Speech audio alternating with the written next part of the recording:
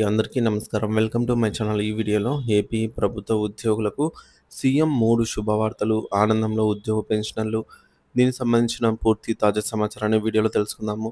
Video అయితే ఎక్కడే కానీ స్కిప్ చేయకుండా ఎండ్ వరకు చూసేయండి. అప్పుడే ఇన్ఫర్మేషన్ పూర్తిగా అర్థమవుతుంది. అలాగే వీడియో చూస్తున్న ప్రతి ఒక్కరు వీడియోకి లైక్ చేయండి ఫ్రెండ్స్. ఈ వీడియోని తోటి ఉద్యోగ పెన్షన్ మిత్రులతో అయితే షేర్ చేయండి. కొత్తగా మన ఛానల్ని చూస్తున్న వారు ఇంకా ఎవరైనా సబ్స్క్రైబ్ చేసుకోకుంటే వెంటనే మన ఛానల్ అయితే సబ్స్క్రైబ్ చేసుకోండి. దీని ద్వారా నేను చేసే లేటెస్ట్ వీడియోస్ అన్నీ మీ వరకు రీచ్ అవుతాయి. ఇక ఆలస్యం చేయకుండా వివరాల్లోకి అయితే వెళ్ళిపోదాము. ఫ్రెండ్స్, ఇక విషయానికి వచ్చినట్లయితే ఆంధ్రప్రదేశ్ రాష్ట్ర ప్రభుత్వ ఉద్యోగులకు శుభవార్త అందింది. ముఖ్యమంత్రి చంద్రబాబు నాయుడు గారు సంచలన నిర్ణయాలు తీసుకోవడంతో ఉద్యోగ సంఘాలు ఆనందం వ్యక్తం చేస్తున్నాయి. ఉద్యోగ సంఘాలపై గత ప్రభుత్వం విధించిన గుర్తింపు రద్దు నోటీసులను ఉపసంహరించుకోవడం, 12 పీఆర్సీ మరియు మధ్యంతర వృత్తిపై కీలక నిర్ణయాలు వెలువడే అవకాశాలు ఉండటంతో ఉద్యోగులు ఊరట చెందారు.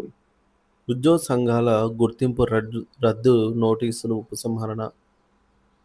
రాష్ట్ర ప్రభుత్వ ఉద్యోగుల సంఘం అధ్యక్షుడు కేఆర్ సూర్యనారాయణ మాట్లాడుతూ, గత ప్రభుత్వ హయాంలో ఉద్యోగ సంఘాలపై జరిగిన అరాచక చర్యలను ప్రస్తుత కూటమి ప్రభుత్వం ఉపసంహరించుకోవడం ఆనందదాయకమని పేర్కొన్నారు. గతంలో ఉద్యోగులు తమ జీతాల చెల్లింపులపై ప్రశ్నలు అడిగినందుకు అరెస్టులు, వేధింపులు ఎదుర్కొన్నారని, ఏపీ ప్రభుత్వ ఉద్యోగ సంఘం ఏపీ వాణిజ్య పన్నుల సర్వీసెస్ గుర్తింపు సంఘం గుర్తింపు రద్దును చేస్తామని అయితే నోటీసులు కూడా ఇచ్చారని ఆయన గుర్తు చేశారు.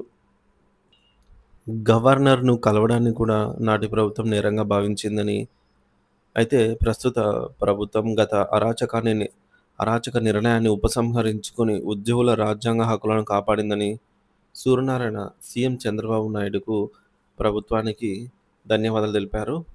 రాత్రికి రాత్రి ఈ సంచలన నిర్ణయం తీసుకోవడం ద్వారా ఉద్యోగుల సంఘాలకు ప్రభుత్వం సానుకూలంగా స్పందించిందని ఆయన వెల్లడించారు. ఇక 12 పీఆర్సీ మరియు 30% మధ్యంతర వృత్తిపై అంచనాలు. ఆంధ్రప్రదేశ్ ప్రభుత్వ ఉద్యోగులు ఎంతో కాలంగా ఎదురు చూస్తున్న 12 పీఆర్సీ 2023 జూలై 1 నుంచి అమలు కావాల్సి ఉంది. అయితే ఇప్పటి వరకు అది కార్యరూపం దాల్చలేదు. ఈ నేపథ్యంలో ఎస్టీయూ రాష్ట్ర కార్యదర్శి డి విద్యాసాగర్ 12 పీఆర్సీ కమిటీ చైర్మన్ను వెంటనే నియమించాలని డిమాండ్ చేశారు. అంతేకాకుండా 30% మధ్యంతర వృత్తిని ప్రకటించాలని కూడా ఆయన కోరారు. డిఏ బకాయిలు మరియు ఇతర సమస్యలు. కూటమి ప్రభుత్వం ఇప్పటికే ఉద్యోగులకు సంబంధించిన హామీలలో ఒక్కొక్కటిగా నెరవేరుస్తూ వస్తోందని విద్యాసాగర్ పేర్కొన్నారు. ఇటీవల సిపిఎస్ ఉద్యోగులకు డిఏ బకాయిల మొదటి ఇన్స్టాల్మెంట్ విడుదల చేయబడింది. మిగిలిన ఉద్యోగులందరికీ దసరా నాటికి పెండింగ్లో ఉన్న డిఏ బకాయిలను విడుదల చేయాలని ఉద్యోగులు కోరుతూ ఉన్నారు. కూటమి ప్రభుత్వం ఏర్పడి 15 నెలలు గడిచిన ఉపాధ్యాయుల సమస్యలపైన దృష్టి సారించకపోవడం విచారకరమని అయితే విద్యాసాగర్ గారు అభిప్రాయపడ్డారు. దసరా పండుగ నాటికి కీలక నిర్ణయాలు. ప్రభుత్వం వెంటనే ఉద్యోగులు మరియు పెన్షనర్ల సమస్యలను పరిష్కరించడానికి దృష్టి సారించాలని ఉద్యోగ సంఘాలు డిమాండ్ చేస్తున్నాయి.